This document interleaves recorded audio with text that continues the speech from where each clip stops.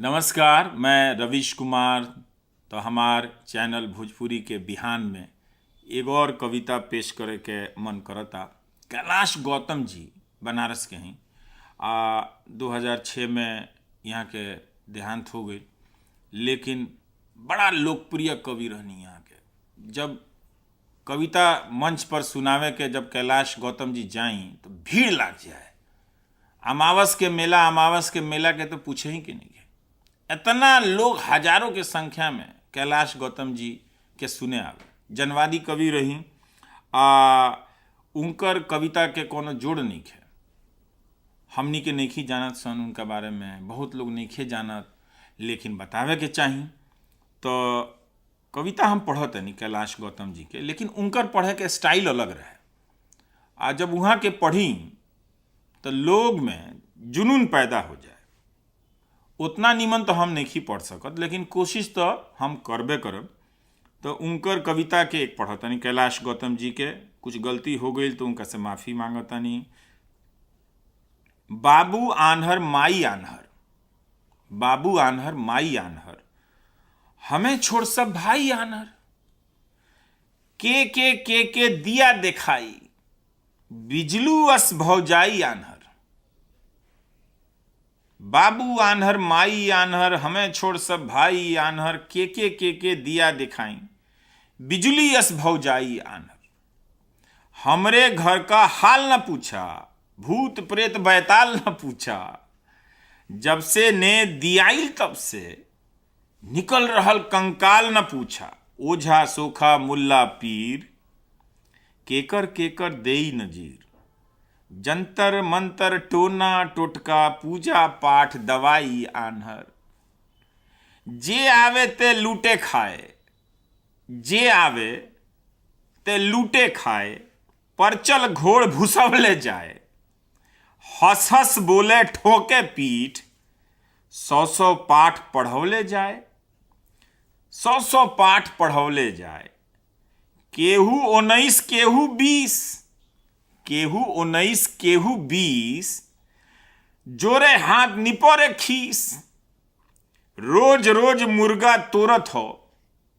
कैसे कहीं बिलाई आन्हर। कितना निमन कविता बा। इनकर क्रिया उनकर बात, इनकर क्रिया उनकर बात। सोच सोच के काटी रात, के कितनी पानी में हौवे।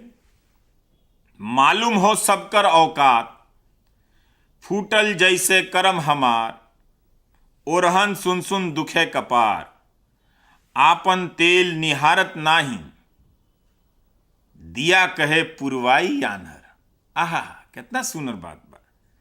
पूत जन्मले लोलक लैया, बोवे धान पछौरे पैया। पूत जन्मले लोलक लैया, बोवे धान पछौरे पैया। घर घर चूल्हा अलग करौली। देखिए परिवार के बात कहता नहीं कि कैसे लोग झगड़ा करा देवला, परिवार बंट जाला, देश बंट जाला। पूत जन्मले लोलक लैया, बोवे धान पछौरे पैया। घर घर चूल्हा अलग करौली, कुल गुनवा के पाखर अइया।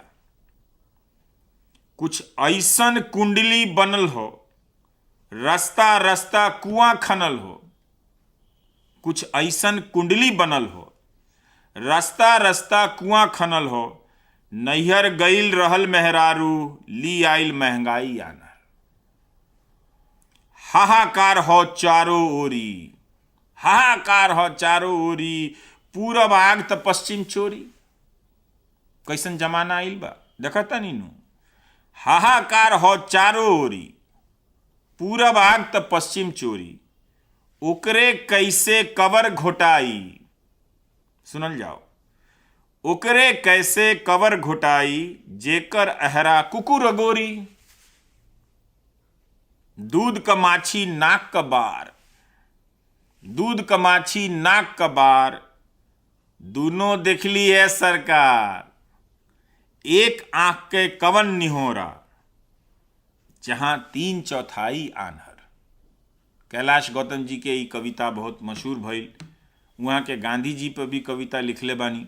लेकिन अगला वीडियो में कोशिश करम कि भोजपुरी के विभूति लोग जे बा उनकर लिखल पढ़ल बात के छोटे छोटे में हम पहुँचाई रउआ लोगन के सामने। और देखी हमनी से कितना चूक भइल नु, कैलाश गौतम जी के हम ना सुननी, लेकिन चली देर से ही अब वहाँ के दुनिया में नहीं खी, लेकिन उनकर कविता दुनिया में हंगामा मचाओ एकर कोशिश हुई, नीमन बात भोजपुरी में पहुँची एकर कोशिश हुई। ये जो भोजपुरी गाना में अश्लील चीज़ चलता वह भोजपुरी समाज ना है। देखनी है नु कितना नीमन यहाँ के कविता कहले बानी, घर परिवार के बात के लेके कितना नीमन कैलाश गौतम जी कहले बानी। तो इस सब रचना से साहित्य से हमनी के सीखे के बा, एकरे प्रसार करे के बा, यही ला हम बिहान चैनल बनौले बानी। नमस्कार, मैं रवीश कुमार।